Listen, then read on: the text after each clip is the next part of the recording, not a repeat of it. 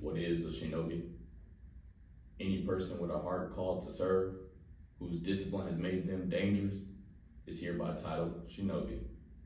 These are their stories.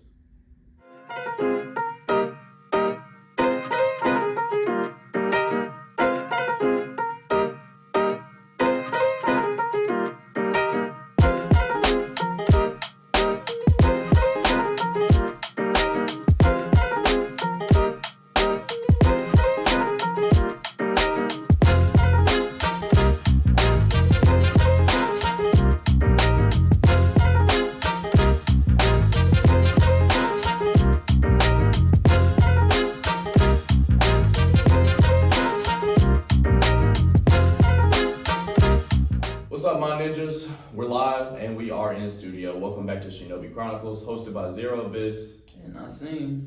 As you all know by now, our goal here is always to provide inspiration, education, and motivation for our fellow shinobi who are walking the path of greatness through achievement and service. As always, it's our great honor to be able to serve you all, and so we will not disappoint you. Y'all really don't know, we really have gone far and away to get this episode done, man. It is our goal to serve you all. I promise. This is the third time trying to get episode 10 recorded. Technical difficulties, time crunches, phones dying, all that. But we're here to serve y'all, and so we won't disappoint. I mean it. Today, we're going to get into just one topic. We're going to be splitting episode 10 and episode 11 into a two-parter. We're going to be touching today on Final Valley fallouts. And then next week, we're going to touch on relationship resurrections. We might still have some time for some open thoughts today. We'll see how we're looking. We're not gonna eat up too much time. We're trying to get to the point and hit the point. Regardless, we're gonna, like I said, touch today on Final Valley fallouts. And so let's get right into it. Naseem? Yep. You ready? Yes, sir. My boy, let's hit it. If you watched any pre-Shippuden Naruto, then you should already be familiar with the Final Valley fight. Naruto and Sasuke's big end of arc battle. Epic as their fight was, you'll come to find that epic Final Valley fallouts are actually a pretty common thing. Now, because that was a show and you have viewers that you gotta please, and it was a shonen, it was for teen boys and whatnot, essentially there had to be a fight, that's how art goes, there has to be a fight. But thematically, what that really was, it was just their friends' fallout, man, just a friend's fallout. And of course you had already seen the building to it. They had that fight beforehand in the first place that Kakashi had to break up. So you knew it was coming. Like that's the point of a build-up. But like I said, thematically, that was just their friends' fallout. So before we get into telling you about some of our fallout experiences, and trust me, this is my episode. I done fell out with everybody and their mama, so we could go for a while. But we're gonna ask, what caused Naruto and Sasuke's friend fallout? What do you think? The fact that Sasuke is a bitch. The fact that Sasuke was a hated ass nigga. Like, I need more power. Orochimaru will suck me up. Basically. All right, well, that's one answer. You could just be a Sasuke hater, and that's fine. Sasuke cool. I'm not hating. That was facts. He did want more power. Exactly. And he let a snake nigga give him a hickey and went to that snake nigga that gave him a hickey to give him power. Exactly. All for naught, by the way. That nigga still put up with Itachi and still took the L. But anyway. You got a big point there. I ain't even gonna fake it. Bro did sacrifice himself for more power and then wasn't even strong enough to kill the person he wanted to kill. But that's a whole different topic. That's a whole different topic, bro. That's a whole different topic. Anyways, to answer my own questions, I think what maybe caused some of their fallout obviously was a degree of stress, like they was both under some stress. Trauma for sure. They, neither one of them had their family anymore.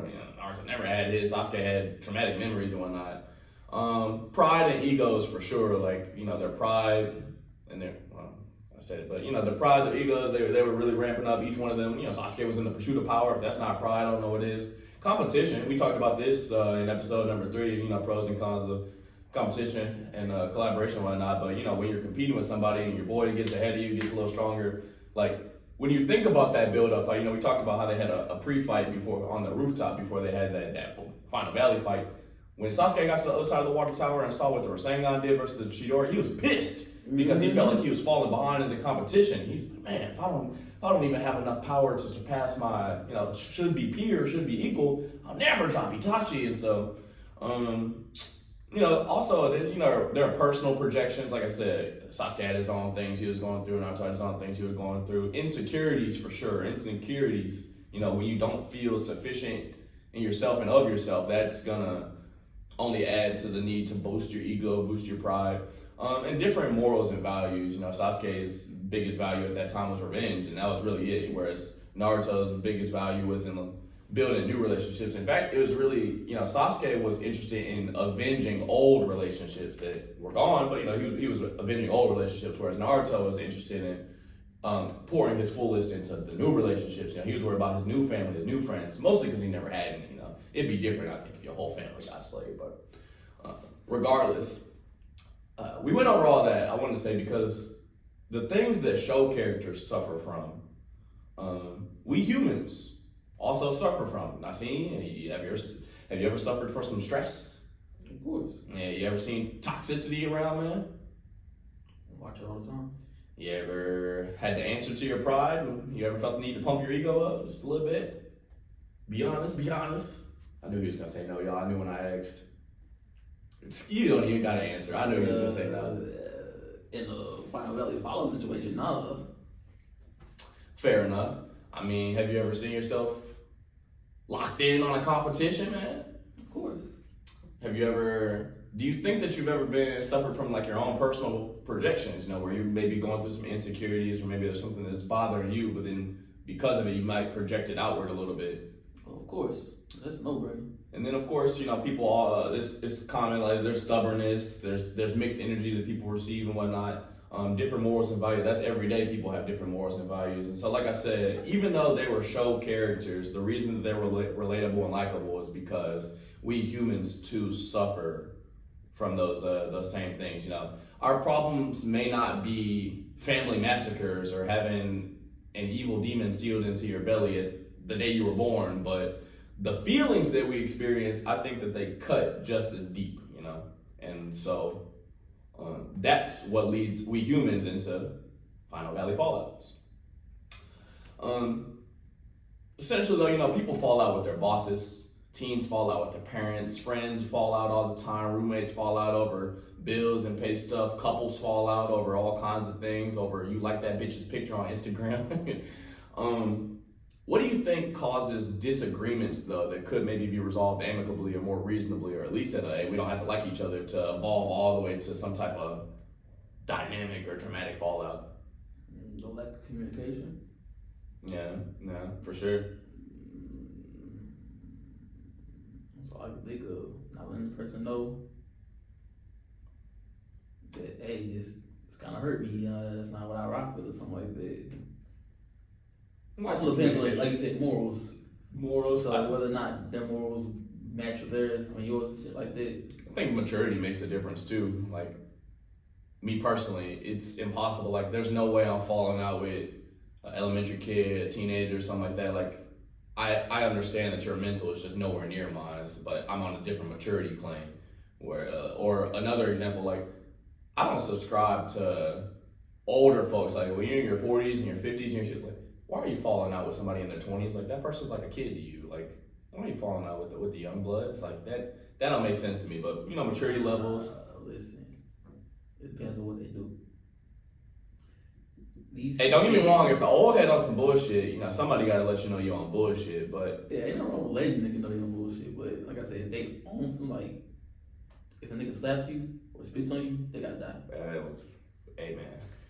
I can't speak on that. For everybody. I don't care who it was. I can't speak on that. You slap me, you won't see the sunrise tomorrow. So we on the same page about that. Okay, you put your hands on me, I'm putting you under, man. You're going in the box. That's what we say in my family. That's the call. You're going in the box, boy. 6 feet under. But essentially, what we say, some miscues on communication, stress, like we said several times, other people's toxicities, difference in morals. I think different maturity levels, all kinds of things can really cause these type of what could be simple disagreements to work their way all the way up to a falling out of sorts. And so yeah, we're gonna just recount a couple of our own Fallout stories for you, just to and maybe kind of revisit them, break them down a little bit. Like I said before, it is really like a me thing. I seen he don't fall out with nobody. He too cool people. And me on the other hand, I guess I'm abrasive. I don't know. I seen you ever who you fall out with, man? Who you falling out with? My bosses at work, man. There's always some bullshit at work. Always. So, oh yeah, we start off with Steak and Shake. That was our first one, my first job ever. So I was unaware of anything. I just did whatever they told me to do. Whole time we in school, we in school, and they still let us over here do overnight shifts and all that crap. High schoolers, bro. There's no way you should be letting your high schoolers do overnight, but yes, no way. But we don't name job, so. Yeah, we'll name drop because we're not here to shame nobody, but we will talk shit about what you did, but not to bring you shame. So if you happen to watch this and you hear about yourself, like you recognize us, oh, I know those guys, and then we start talking about you, and you're like, wait a second, that's me. We're not here to shame you. We just want you to know you was on some shit. But regardless, no, I'm shaming you on that. You on some bullshit. But we gonna name him Silver. Yeah, we'll go with Silver.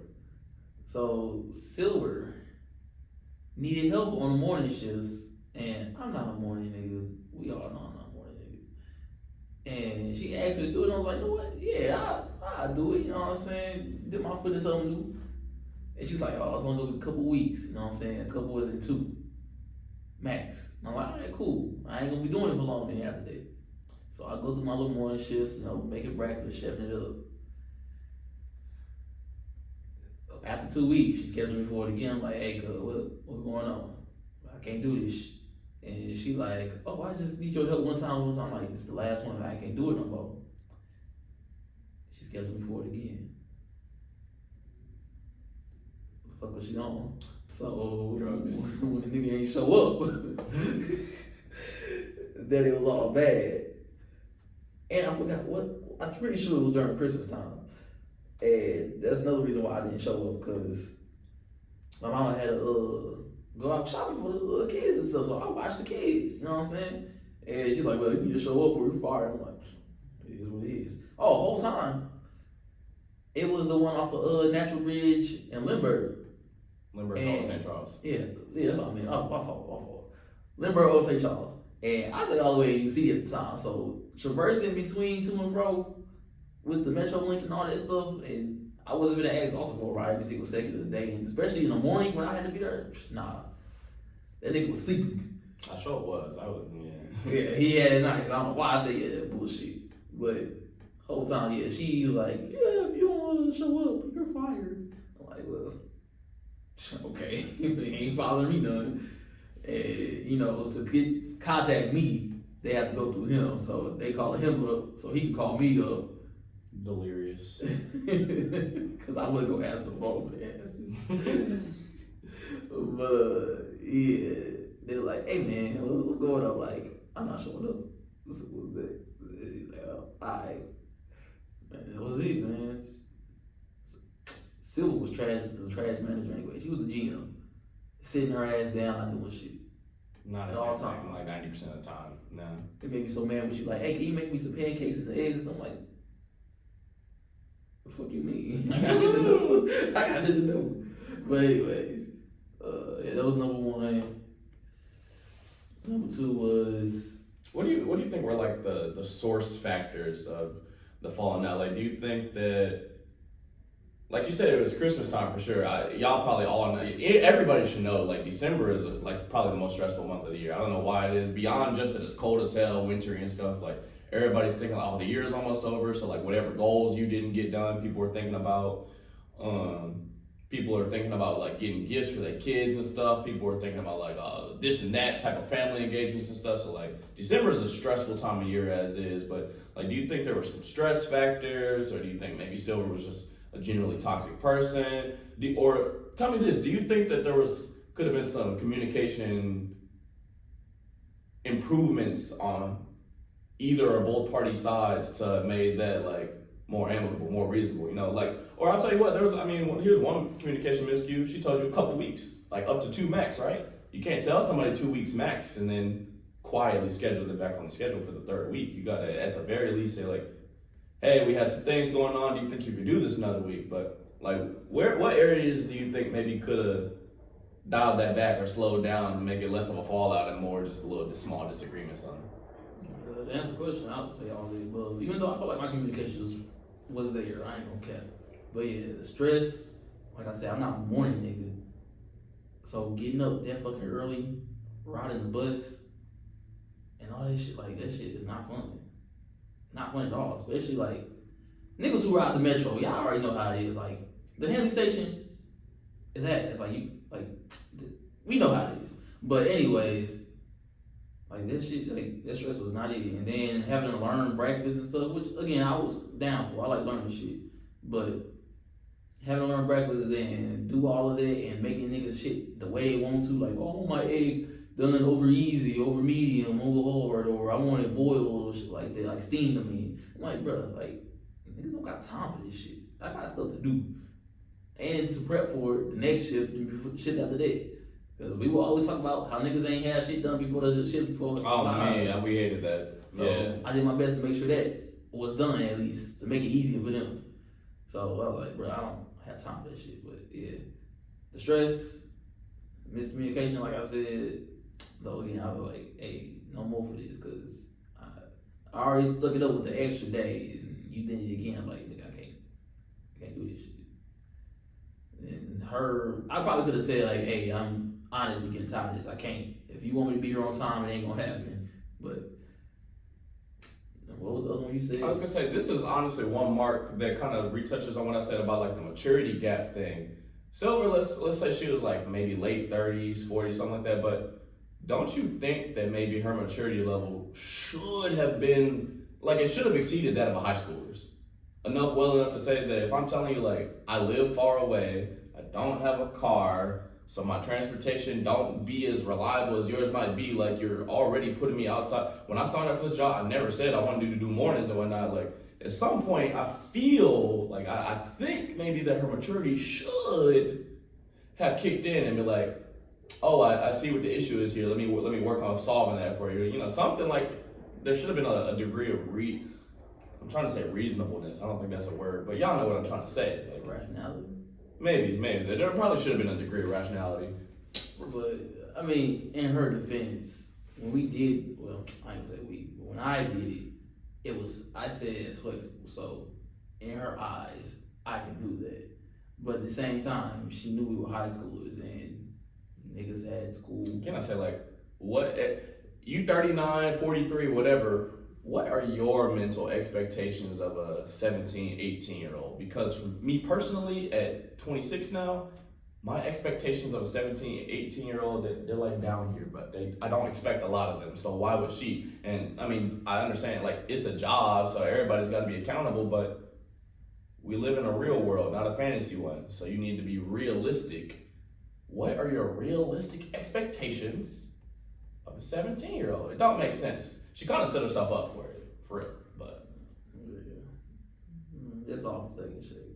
Regardless, yeah, we don't need the blame shift. I'll take one. So my earliest like job fallout story that I can remember, I didn't really fall out at Steak and Shake. I'm gonna give you a quick side story. We told them since we worked there together, like I got him in. We was like, hey, we a combo. We carried that store. We told them many times. Hey, when one of us leave, like we probably both gonna go because we don't want to be here without the other. They did not believe us. When my boy Naseem was out of there, do you know what I did? I got a bereavement card, a grievement card, a card that says like sorry for your loss, the one that you're supposed to give when somebody's auntie passes away.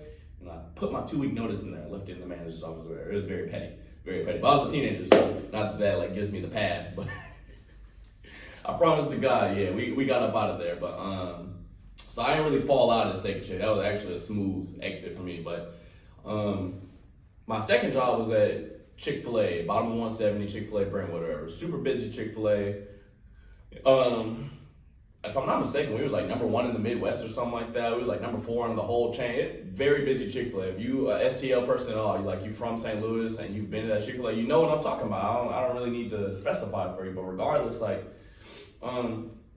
ended up having a fallout with the operator, the store owner, and this is why. So beyond the fact that they was running a slave ship in there, like we was slaving 55 hours a week, and I was like 19 years old or something like that, 55 hours a week, and still trying to go to college and whatnot. Like, besides that we was in there on the slave ship, they didn't even want to pay the slaves, man. They didn't want to give us enough to eat. And we should have known the signs. I'm not gonna fake it. We should have known the signs, because when we came in, we had a batch of managers, a group of managers. Every single one of them quit before anybody else got promoted. Like, they got up out of there like quick, fast, and in a hurry. At least all the night managers. Now, some of the day managers hung around, but all the night managers, they got on out of there. It was so crazy. I remember when the last night manager was getting ready to leave, Addison, he pulled some of us into the office, and he was like, hey, I just want to let you guys know, I put in my 2-week notice, I'm about to get up out of here, blah, blah, blah. We was like, dang, well, what are we gonna do? Who's gonna be in charge? Like, it was. We had no idea why they was in such a rush to get up out of there, and they kind of hold us just like 1%, because they didn't say anything. They didn't tell us the different reasons, some of the behind the scene things that was going on. But regardless, this is what ended up happening. So myself, Naseem, and then there was maybe like 3 girls all got promoted to manager, like for night shift, basically all around the same time. The girls were shit. I'm not here to name drop, so I won't. But the girls, I didn't like any of them. They were all shit. I would try to tell our general managers time and time again, like, hey man, like, she be on bull and she be on this, and they be talking trash and they hella toxic, and it's not a good environment. Like, they not good to the staff, they lazy, they wouldn't hear me. Like, it got so bad, there were times I would complain. I would be like, I'm gonna call him Max, that's not his name, but I'd be like, Max, like, can I please go home? I don't want to work with them. And he was like, what's the problem? Here's the thing though, the girls, they were sucking Max and Bryn off. It's changing names is hard. Y'all forgive me, but regardless, they were sucking the dudes off. Like, we had our store owner, he was the operator or whatever, like, and then he had 2 general managers. I guess he had been working with those dudes a long time. And these girls who they promoted with us, they would fluff them up. You know how girls do. You bat the eye and you shoulder rub them, and suddenly these old men who aren't really getting it from their wives anymore, they want to see these girls eating. They want to see them do well. So they're like, oh, I don't understand why you don't want to work with them. And it was just going right over his head as I was trying to tell him, like, they on some bull. So one of them ended up quitting, and another one ended up getting fired. And why did she get fired? She got fired because they found out she had been stealing money for months. And so for me, it was kind of like a ha, I told you so, because I tried to tell them that these girls wasn't shit, but they wouldn't hear me out, man. They wouldn't hear me out. And so, like, just shortly after, like I said, one girl quit and the other one got fired for stealing money. And so it started to become a little more obvious that all along I was right, but I already got my little slice of I told you so pie or whatever, so I didn't even need that no more. We had conversations about that, but this is what really happened. I ended up dating this girl that worked there, and she had some previous Chick-fil-A experience, and so as we were like developing our relationship, she ended up telling me, lo and behold, that me as a manager was making like $1 less than her as an employee. And I was like, that's not right. That's some bull. Then like I kept doing some more asking around, because I don't know if you remember this, but they had been really strict on us about, oh, don't tell people how much you make, because they knew that they was on some bull. But regardless, I found out some other people in there. Like, we had this one trash employee, dude. Like, I don't know what his condition was, so I'm not naming his name either. I don't know what type of condition he had, but he had something going on where his entire body just smelled like the landfill, dude. Like, we had these big winter coats that we would wear to go outside in the drive-thru. At the Chick-fil-A, we took orders on the iPad. It was so bad. Dude had his own designated coat because nobody wanted to put that shit on behind him. Like, you didn't want that smell following you home or whatever. That dude was in there making like just $1 less per hour than me. And they wanted to get him off the roster, man. They was cutting him hours trying to fire him.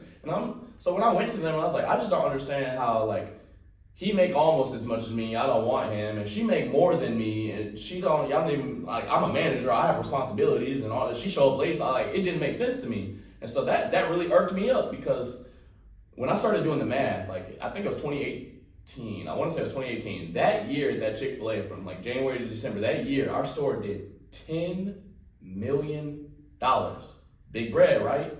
When I did the math and I saw that like how much I made that year, I think it was about 36K. I was like, dude, I made less than half of 1% of all the money that came through that store. I know that me as a closing night manager who allows you bitches to go home to your wives and your kids was worth more than less than half of 1%. I'm not saying I needed the whole farm, but I know I was worth more than less than half of 1%. But they had this is where that toxicity come through. Anytime that you tried to ask like the GM and the operator for more money, rather than having an adult conversation with you or saying like, oh, we can work on this, we can work on that, this is what they would do. They would just try to find every little knick-knack, tic-tac thing that they could. Like anytime, oh, you showed up 5 minutes late 3 months ago, and sometimes your attitude isn't always right, and I found some crumbs underneath the lemonade machine last week, and they would just like line up the pettiest things and use that as a reason to justify why you don't deserve more money, even though I'm pouring in my soul 55 hours a week just so that y'all can have a life. And I didn't take too kindly to that. Now, I will admit, I didn't handle my shit perfectly either because my frustration boiled over. And so, like, I did a lot of shit talking that week. Like, I ended up asking to meet with the GM, like, maybe, I think it was a Friday or something. I really don't remember. I think it was a Friday, but regardless, I've been doing a lot of shit talking that week. I'm not gonna fake it. I've been telling people, like, yeah, man, and when I meet with them, I'm gonna run that. They gonna have to pay me $20 an hour. I was running my mouth. And so, word spreads, people talk. And so, it had got back to them how much shit talking I had been doing. And so, the operator, he was hot already. Like, he didn't even hardly want to meet with me. And so, we got in the office. And I was like, hey man, I just feel like, y'all had these other managers. I used to be splitting responsibilities 3 ways. Now I'm just splitting it down to 1 because these other people are out. She was stealing from you. I tried to tell you she was shit. Y'all been holding me for a minute. Y'all not paying me enough. We making big bread in here. Y'all don't want to share the wealth. Like, I had feelings, but I guess he was, like I said, he was mad because I said that they was finna have to run me a check. And so rather than having a mature conversation, again, I say, why is the 50-something-year-old having a fallout with the 20-year-old? It don't make sense to me. But regardless, rather than having an adult conversation, they decided they were going to spend the next 10 minutes just berating me so that I would feel bad enough to walk out of the office. And so he's sitting there, oh, nobody wants you in the drive-thru, nobody wants you on the inside, you don't do this and that. This was just me. I was like, oh, okay. All right. Okay. All right. Bro's like, yeah. So at the end of the conversation, so either you can get it right or you can leave. I said, I'm going to leave then. He's like, well, give me your keys. I said, okay, dropped them on the desk, and I walked up out of that Chick-fil-A. And that's how I fell out with my operator at Chick-fil-A Brentwood. And they actually had me effed up afterwards, talking about something, oh yeah, he'll be back, he needs the overtime. Never came back. I will not work there again, not under them, because that's how I feel about y'all. But regardless, you were there, unbiased third party. What do you think, what were some sources of that fallout? What do you think happened?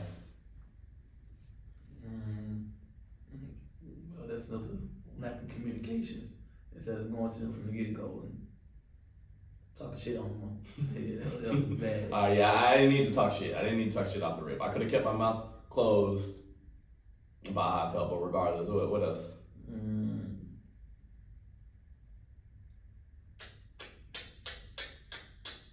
I would chalk it up to some stress. Like, I keep on saying this, but 55 hours a week is a lot, man. Every single week, that's a lot. I would chalk it up to unfair treatment. Like, I didn't understand how shorties with no responsibilities was getting paid more than me, and I had all the responsibility. Let one thing be wrong, my name was gonna be on it, but anything could go anyway, and like, it was all cool. Not that I was trying to chastise her, but shit, when that knowledge became privy to me, and I was like, oh, this how we rocking?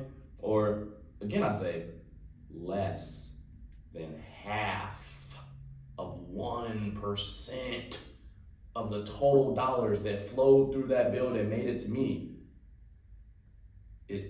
Am I tripping? Was that right? Hey man, I don't know.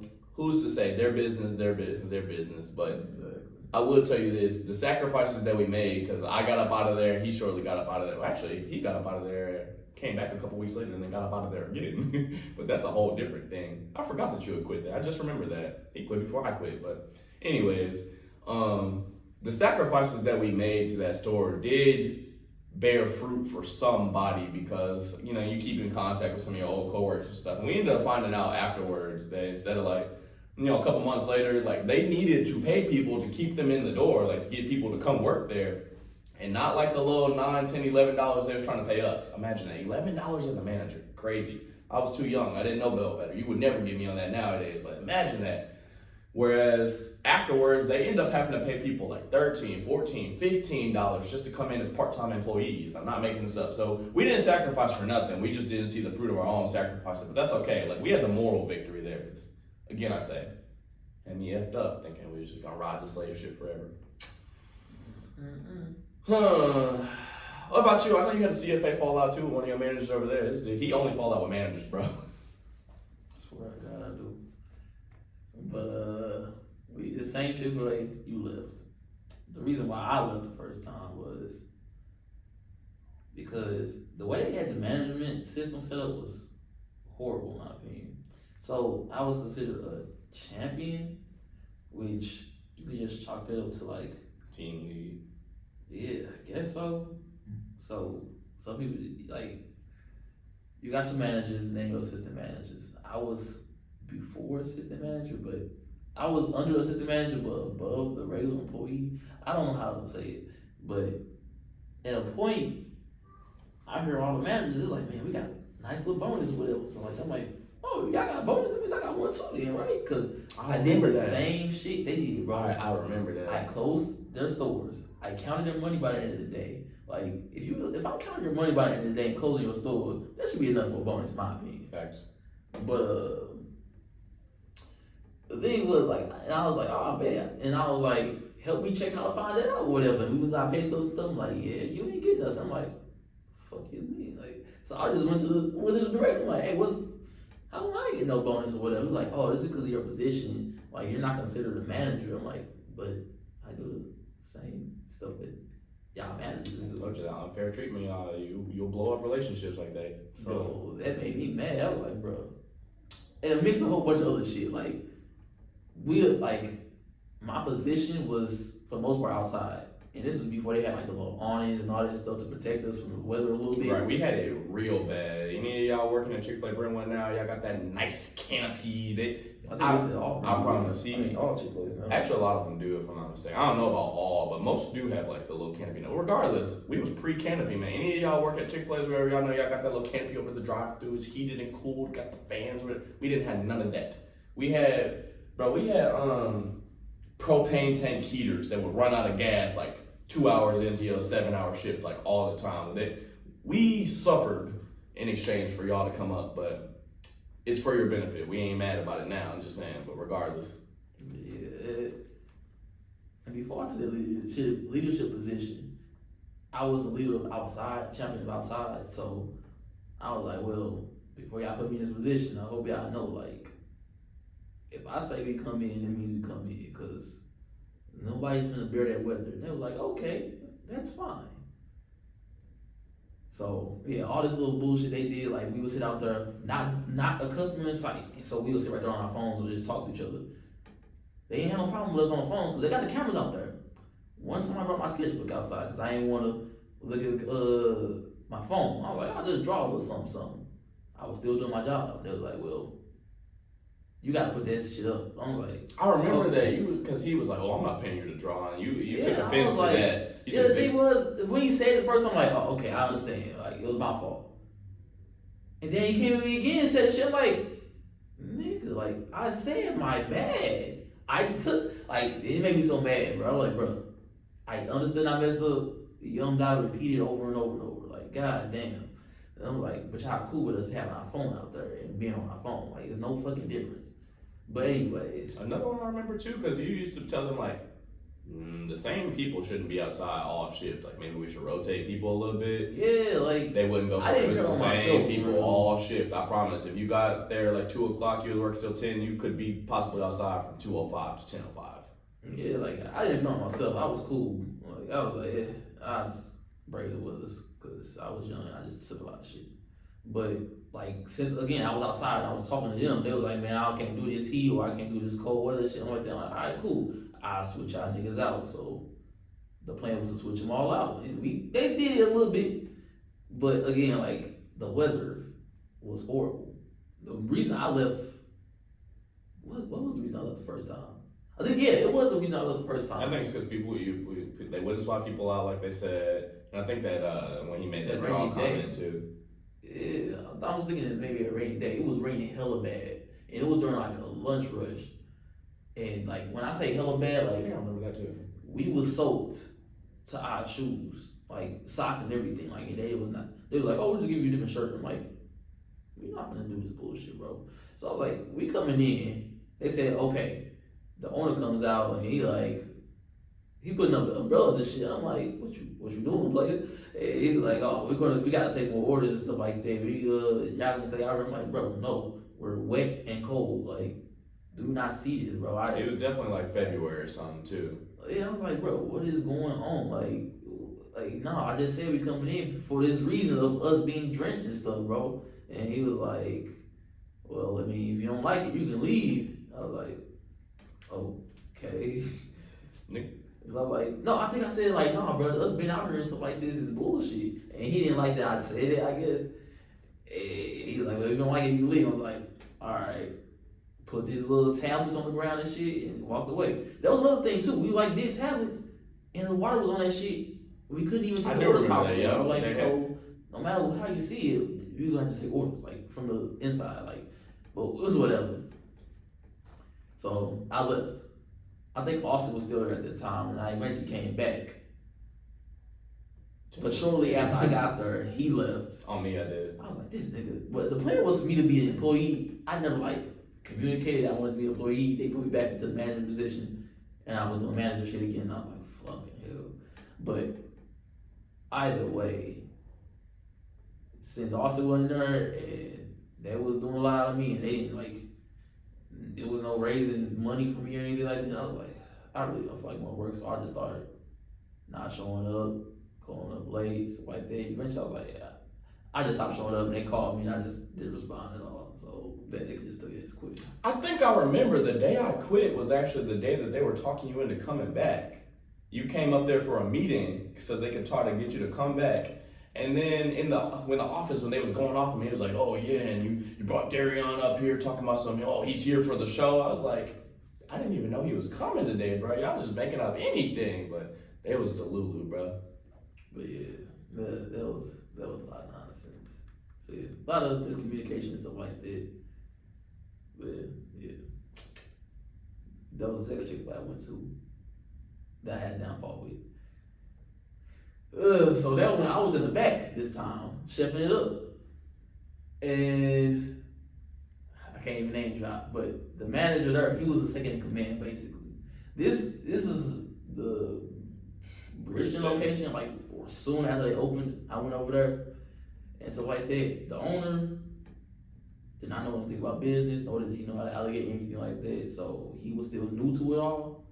So I can understand how he know what the fuck he was doing. The second in command, he was basically in charge of the kitchen. That was his first time being in the position of second in command, basically, and he was learning himself too. But that guy, he was petty. He was very petty. So if anybody didn't do something the way he wanted to, or ignored him, something like that, he would just like, "Oh, I want you fired, so you're fired," basically, essentially. And I didn't like that shit. I was like, "Don't be fucking petty, bro." But anyways, we playing our music shit back there. We chilling out, having a good time. He's more of a friend kind of person than a manager because he doesn't know how to mix personal and business. But anyways, one time he was like, "Hey man, y'all should all come over, whatever, we can smoke or whatever. We chill with my new crib." I'm like, "Nah, I'm cool. Like, I'm all right." For the longest, I kept saying no, and they kept trying to get me into that shit, bro. To the point where my partner, he was like, "Darion, man, come on, bro. I don't want to go by myself, man." I'm like, "Then don't go, nigga. What are you talking about?" He's like, "Come on, man. Just come on. One time, bro." I'm like, "Bro, this nigga." I'm like, "I don't want to go." He's like, "Why don't you want to go?" I'm like, "I don't trust the nigga. He's a snake in my eyes." Like, that's the feeling I got. Because I got that shit from my mama. If I feel that you a snake, then you most likely a snake. You know how we feel about snakes in the grass. Watch episode 3. Yeah, man. Fuck that shit. So, eventually, he asked, like, the owner, or second in command, asked me himself. I'm like, "You really want to answer, bro?" And he was like, "Yes." I'm like, I just don't trust you." He's like, "Wow, that hurt my feelings." I'm like, "You asked for him." And they like, I'm being honest. I don't want to go over there because I don't trust you. Shit like that. Eventually, my partner ended up convincing me to go. We go there, chill out, have a good time, do a little smoking for the first time. It's cool, whatever. Come down the line, I'm having transportation problems getting to work. So I'm like, hey, these are 3 of the closest or whatever, I can't do it no more. Same time I was working at Save a Lot. Eventually I quit Save a Lot to focus on Chick-fil-A so I can do 12-hour shifts or whatever. And eventually I was like, hey, I can do these 3s to the closest because I ain't gonna show up on time or whatever. And they got a point system. It's like, you get so many points, you fired. And eventually, like, okay, well, we don't want to lose you just for transportation problems or you showing up late. So, is there like a better time for you? Whatever? Like, yeah, just schedule me 11 to 12 where I can get a ride with somebody that's coming in at the same time. And I can just work all day. And they're like, all right, cool. I think it was like right in the beginning of COVID. And they scheduled me 3. Naturally, like I told you, I'm like, well, I don't got no ride, so I ain't showing up. They're calling me up and like, where you at? I'm like, at home? What the fuck we talking about? And they're like, you supposed to be here at 3. I'm like, I ain't got no ride, so I can't show up. And after that, they ended up convincing my partner to pick me up. And after that, they stopped scheduling me. I'm like, why the fuck am I not being scheduled? So eventually, I was like, hit them, I'm like, hey, what's going on? So I knew they was cutting people off for COVID and all that crap. But I was like, hey man, what's going on? They're like, yeah, you're fired. I'm like, and when was this gonna be told to me at all? They was like, well, you showed up late the last time, and another little keynote when I was at that job, whenever they pissed me off, whenever I'm pissed off in general, like, I cut everybody off and don't respond to nobody. And so they require communication. So they'll have to call out, hey, we need fillets, or we need some nuggets or some strips or shit like that. And they expect me to say heard or okay, I got you or something like that. Not once did they wait on chicken for me, bro. Like, I swear to God, they did not. Whole time, I was breading chicken, frying the shit, and filleting the other chicken for like the next day and shit. Like, I was doing a 3-man job. Those 3 positions they had scheduled. I was doing all 3 of those at the same damn time. And they got mad at me for not communicating whenever they pissed me off for doing that. So they was like, well, your attitude was not great at all, so we ended up firing you. Like, again, y'all didn't tell me, so that was very unprofessional. Eventually, I ended up having a meeting with the owner, and we talked about that. I was like, so what was the reason I was fired? Because I already knew it had to be the second in command, because I was talking shit on him too. He didn't like that shit. But he was like, he didn't want to tell me that though. He was like, oh, it was just you showing up late and stuff like, but we had this conversation already, like, you guys said you didn't want to lose me just for showing up late and stuff like that. And so we scheduled something and then y'all changed the schedule without my permission or anything like that. That was y'all fault for real. And he was like, oh no, it was, and then it was just her attitude. You didn't mesh well with everybody and stuff like that. That's not true because everybody liked me there. Everybody was agreed, like, we miss Darion. So I was like, it's whatever. I was like, hey, watch out for your boy, second in command. And he was like, all right. He's like, if you ever need anything, let me know. I'm like, get out my face, bro. But lo and behold, a couple weeks later, that second command stopped showing up. And that owner had to start chefing up back there, which he was ass at. That nigga was ass. But I was like, see what happens? He ain't listen to me. Don't trust the snakes. Mm-hmm. My partner told me he fired most of the black people, so like, so you gonna be racist. But anyways, that was it, you know what I'm saying? That's all my little fallouts at work. Like I've been told y'all, I seen fallout with the managers, man. I seen fallout with the managers, but I know what y'all really waiting for. Y'all want to hear some personal stuff. You're like, okay, well, F the jobs. Y'all want to hear when we fell out with some human beings that we knew for real. So I got y'all covered. I told y'all he don't fall out with nobody, not for real. So I'm gonna touch up on what I call the Cypress fallout. I call it Cypress fallout because back in 2018, myself, Naseem, and then we had another homeboy. We're just gonna call him. I'm gonna call him L today. Yeah, just I don't want no name drops. So me, Naseem, and L, we all worked at that first Chick-fil-A together, and we was in there.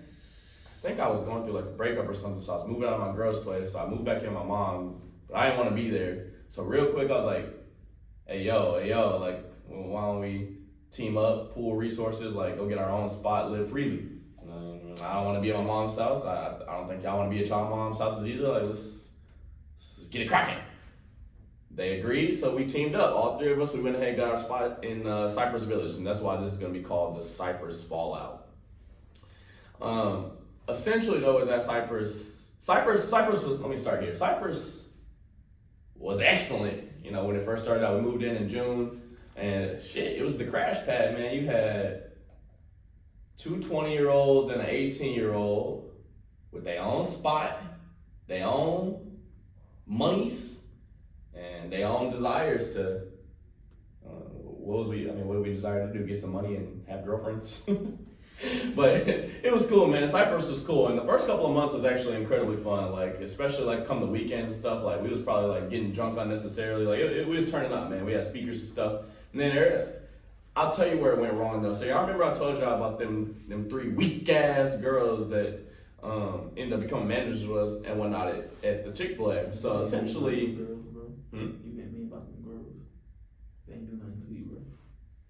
Essentially, they were some snakes in the grass themselves, incredibly toxic. I told you the place was very toxic, and if you ask me, a lot of it was predominated by like this batch of girls and the drama that they kept up, because they kind of knew, like, I think they all knew each other. Like the two of them were best friends, and then number 2 and number 3 were dating each other, and that's kind of how that worked out. Number 3, she was the best one, bless her heart, but the rest of them, it don't really matter. Regardless, though, especially the lead girl, in my opinion, she was incredibly toxic. Like, she didn't know how to talk to people.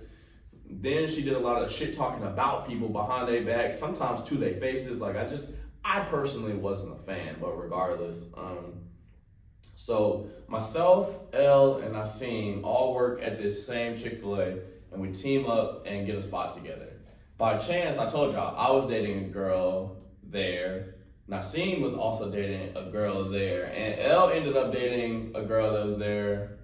Actually, he ditched her and then picked up a new girl, but then brought the new girl there anyway. Totally different story. Regardless, though, so like 6 of us kind of all stay at this one spot and also all work at the same place with these toxic snakes. And this is what really happened, if you ask me.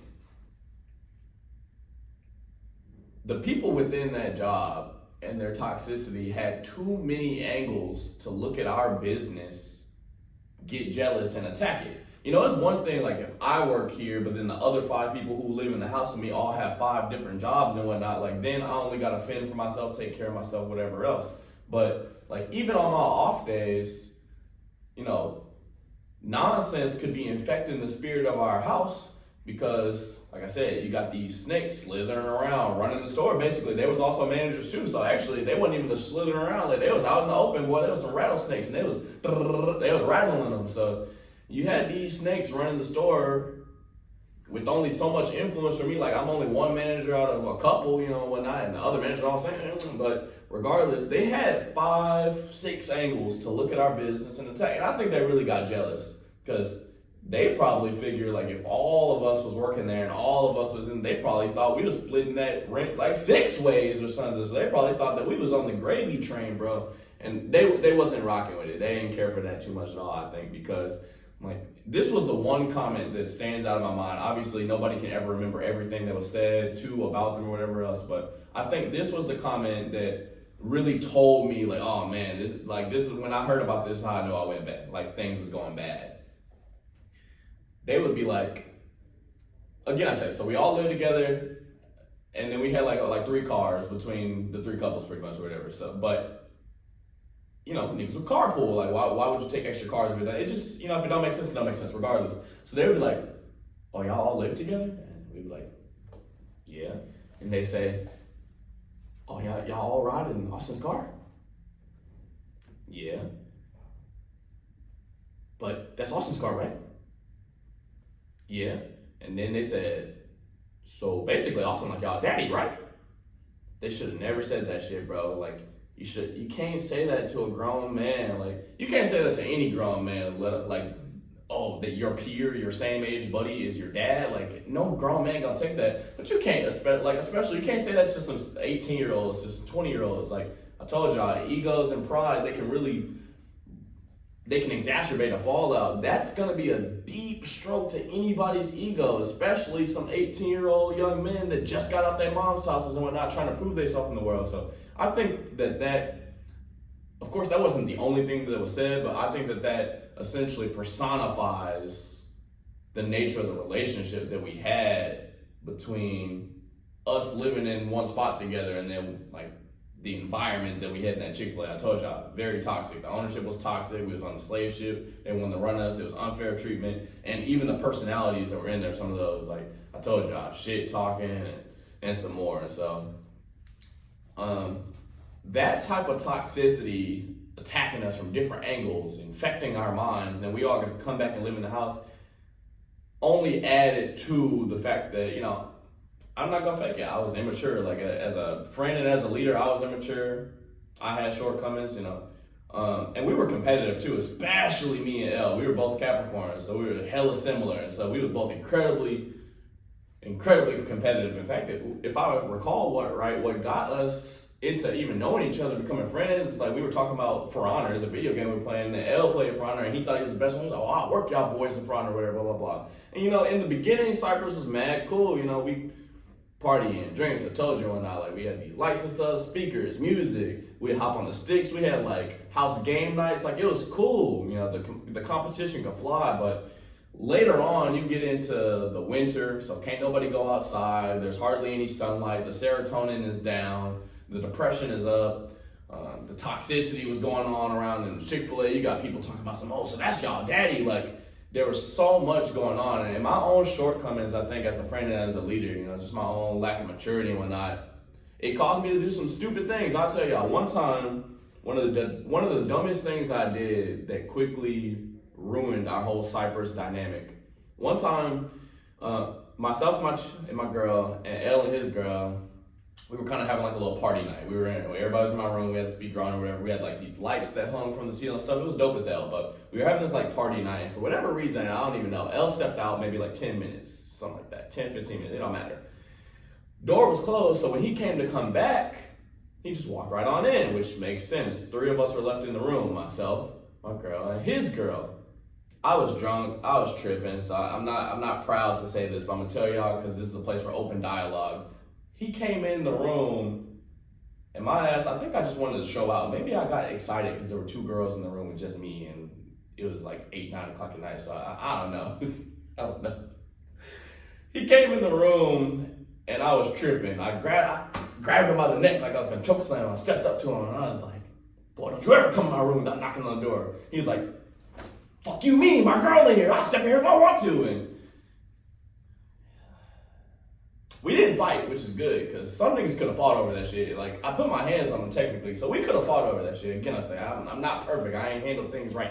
I was immature, but we didn't fight each other. But between the shit that was going on at work, the things we was hearing, and then these shortcomings, the shit talk when we're gaming, the competitions, what I did there, like, it just wasn't gonna hold. And so even by like January, February, because I told y'all we moved in like June, so even by like January, February, just a couple months later, like the air within our own apartment was so toxic that even though we stayed right across the hall from each other, parties could, you know, possibly step out at the same time and wouldn't speak. It was all bad, man. It was all bad.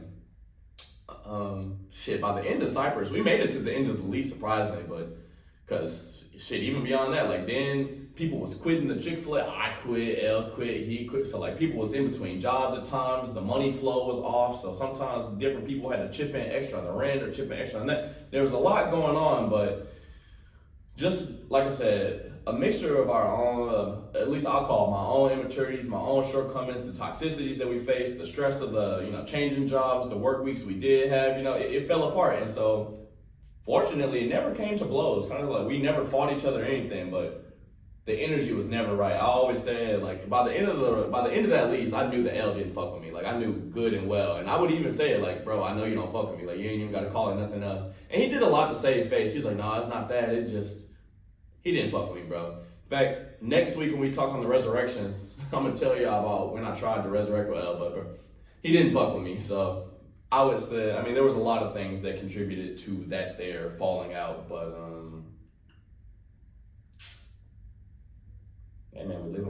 we live and we learn. I never have asked before, but since we're here, I do want to ask, like, what were your perceptions? I mean, you lived there with us too, and you worked with us the third party. What were your perceptions about like the disconnect there? Because it wasn't even really a me and Naseem thing, not a Cypress, and it wasn't an L and Naseem thing. It was really me and L that just didn't see eye to eye. In fact, actually, I'm gonna tell y'all one more story because this really pissed us off, me and my girl, and I think L took this to heart. One time, there was 2 bathrooms in there, one upstairs, one downstairs, and my room and L's room were also both upstairs.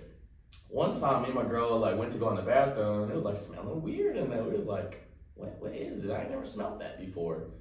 And like we looking around, and in the bathroom, like underneath the cabinet, we find this can of Easy Off oven cleaner we ain't never seen before. And we're like, what? Why is oven cleaner in the bathroom? That don't make sense. And so I think we went like across the hall and knocked on the door, and we was like, did y'all use Easy Off oven cleaner in the bathroom? And I think El said like maybe his girl did it or something, but we thought that was dumb as fuck. I'm not gonna lie. I don't think we like flamed them about it to their faces or anything, but I think they knew that we thought that was dumb as fuck. I don't think El took too kindly to that. Again, I say it was my own immaturities, but yeah, by the end of that lease, El did not fuck with me. But yeah, like I said, I want to ask, like, as the observer there, essentially, you know, because like I said, it wasn't us that fell out, but what did you see, man? And how could we have done better? How could we have saved that?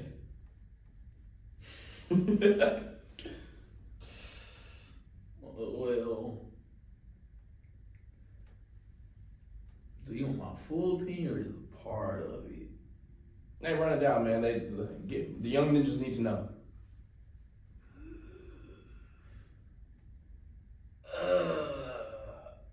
Well, to answer your question between you and L,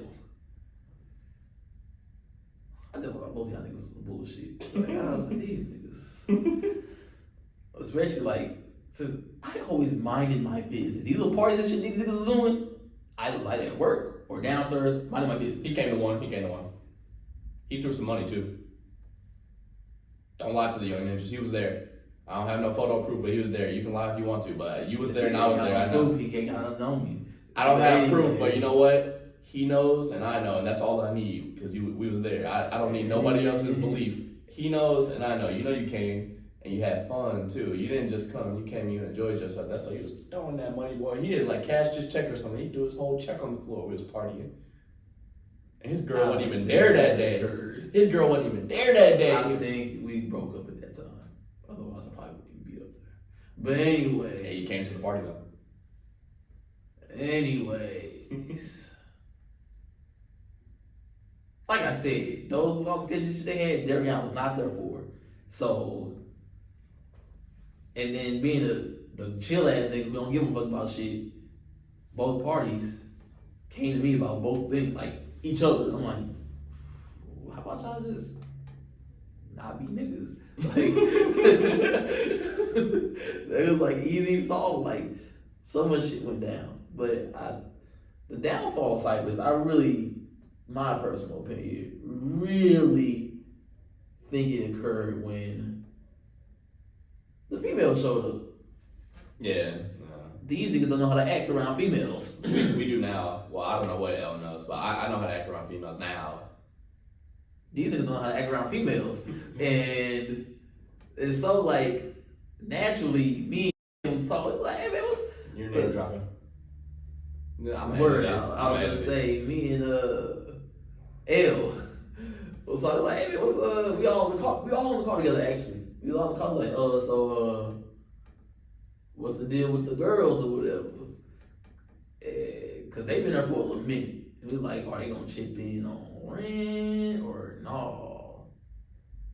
The nigga said shit was gonna occur, but shit never happened. So naturally, other niggas followed suit, brought their girls to him, and I feel like it would have been better on everybody if we all just chipped in, but that didn't occur. It was still on the niggas, but. Niggas didn't know how to act around girls, and once they started falling out and shit, like it was just horrible. Yeah, I'm not gonna fake it. You are right on that because I do remember these conversations being had, and I'm gonna take the credit. Again, I say I'm the type of person. Let me go back. I've always seen myself as a red Power Ranger, straight up. When I watched Power Rangers, I didn't think I was blue, black, or pink. I thought I was red. Like when I watched Teen Titans, I thought I was Robin. When I watched anything, I thought that the leader was supposed to be me. That's just kind of where my head has always been. And so even in this scenario, like I'm not gonna say like, oh, I was the leader, I was running their lives, because that's not true at all. But I did see myself as a leader in the scenario, and so much of the shortcomings of the Cypress fallouts, I do attribute to my own shortcomings as a leader. And what he's saying to y'all about the females coming in, I do remember this conversation because this was a spot where I mishandled. So it was me first. I moved my girl in first. And like he said, then L followed suit and was like, okay, well, if he got a girl in here, I need a girl in here. So he moved his girl in. Naseem never moved his girl in. She was there a lot, but she wasn't moved in. So it was like 5.5 of us living there. And so when the time came when he was like, so what's up? It's been some weeks. Y'all chicks been in here. How are we splitting up this bread? And essentially, I was just like, well, yeah, I'm going to take care of my girl, because, I mean, I thought that's what a man should do. So I was like, my girl ain't finna pay no rent here. I'm going to take care of her. And Elle was like, so I'm going to take care of my girl. And I was like, well, what the fuck? He was like, well, how do 2 people get on y'all 1/3 split? And 2 people get on your 1/3 split?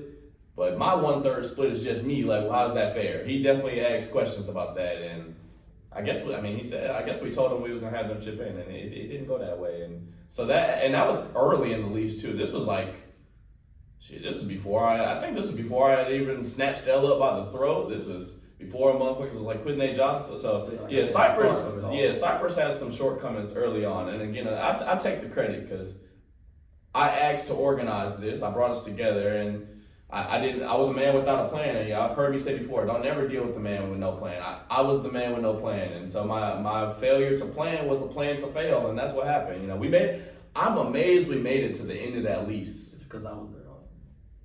It's because I was there. No cap. It's because I was there. No cap. Listen. All the little fun times we had, yeah, y'all had y'all little parties and shit, but like the gaming was in my area. On my game. To be for real. When everybody grouped up and we all played together. Well, we play L's game sometime, but you got a point. I wasn't up there on his game. I don't recall him bringing it down either. But or those other times, it wasn't too many times where we all got along. I was gonna say the parties didn't last all that long. You heard what he said. Like we was falling apart over the girls and the rent, like kind of early. So it wasn't that many parties. The first like maybe month or two was cool, but I think it started to deteriorate. There was a point where I think L and his girl was having a breakup or something like that, or some nonsense occurred where niggas was. And admittedly, I was probably part of the problem too, because I didn't do much cleaning there. But yeah, like there was one time where L's girl was like sad or something like that, and I was like, well, I'm bored, I ain't doing shit. And she started doing dishes, and I was like, well, I'll just help you out. And I told her like, me and my little brother used to like put like a whole bunch of dish soap on our hands and shit, and just blow bubbles out of them. You was having a blast then, and you showed up, everybody else showed up, and niggas was having a blast blowing bubbles, bro. I shit you not. I do remember that. Niggas was smoking bubbles, letting it pop, and shit. This shit was dope. Was that the same night she spazzed out and ran out the house though? I'm not sure. If it was, then I walked away and minded my own business at that point. And yeah, y'all niggas was getting drunk. I wasn't. But yeah. Different story, different time. Man. We don't got time. I was gonna say, yeah, we do not have time. I was gonna tell y'all some more, but I told you I could go on Fallouts all day, and so maybe we might need to 2-3 part this thing over there. I don't know, or maybe we'll make it a whole nother episode, because I know y'all want to hear about more of these Fallouts. I know y'all want to hear about more of them. Y'all want to hear what type of shit I was on. Yeah, I mean, shit, even me and him had a fallout. That's true, yeah. We're going to have to touch that another time, too. Yeah, we're a little short on time, but I promise we're going to get there, man. We're going to get there. Y'all be patient with us, but we can wrap up. Yeah, we can wrap up. Yeah, so anyways, I think that was a good episode, though, man. I hope that we watered y'all up a little bit. If nothing, especially if you're a young blood out there, you 18, 19 or something, you're trying to team up with your boys, get some roommates and room out, learn from my mistakes. Please, learn from my mistakes. Have a plan, like an in-depth plan. Don't let the plan be, let's just move in. Work on y'all communication or not. Have some stress management techniques and whatnot. And also, like, y'all should probably have some some weekly, I would say at least like monthly get-togethers where y'all all get in and collaborate. Like, hey, is this still working out for y'all? You know, is everything going all right? Are you having any issues? You know, is there some chore problems? Everybody all right? How the money being split up? Like, address these things proactively. Don't wait till it's an issue. Learn from our mistakes. But, you know, we're here to share so that y'all can learn from our mistakes. You know, the whole point of being able, like, one of the best things about being human is that, like, you don't have to fumble the bag in order to learn not to fumble the bag. You can learn from somebody, like watching somebody else fumble. And so if my shortcomings, my immaturities, my weaknesses can help you to not have a cypress fall out at your first apartment, like, bless up, Ashe, I'm glad for you. But anyways, we're gonna go ahead and wrap this one up. So as I said before, it is our great honor to be able to serve you all here. So if you made it this far, we definitely want to say thank you all for listening to the end. We came to this platform to be able to serve others who are striding down the path of greatness. And it's those of you who lend your time and your ears that make that possible for us. And so whatever platform you may be consuming it on, be sure to like this episode, subscribe to our channel, and just stay with us, man, for more insights on the life of a modern shinobi. We've been getting the shorts up on YouTube. Iron sharpens iron, you already know what it is. We're going to be getting active on the Instagram and whatnot. I'm sorry that we haven't yet already. I'm trying. Yeah, man, we trying hard. It's January now. It's late January we're recording this. I don't think this episode is due to come out till like March or something, so who knows. But regardless, anyways, like I said, don't forget to connect with us on Instagram. We're going to try to get that TikTok rolling for us. Check us out on YouTube. We got a couple episodes up already. And then lastly, if there's anybody that you would like to see on this show, you know, we have guests come through. If you've been watching, we will have more guests coming through. We're going to have some return guests. I can't wait to see Shazam in here again. I'm going to have to connect with her. Got some, like I said, if there's anybody that you want to see on this show, you want to see them collaborate with us, please reach out to them. Reach out to them. And then let them know that you want to see them working with us. Content creators create for their fans. I'm going to say it one more time, I always do. Content creators create for their fans. So when you tell your favorite creators that you want to see a collaboration, that's what gets their attention pointed our way. You know, so just be sure to shout us out to whomever else that you're watching and listening to. And with that said, I hope everybody's having a great day, man. Just remember this. Choose with your actions today who you're going to be tomorrow. Will you be greater than yesterday? Deuce.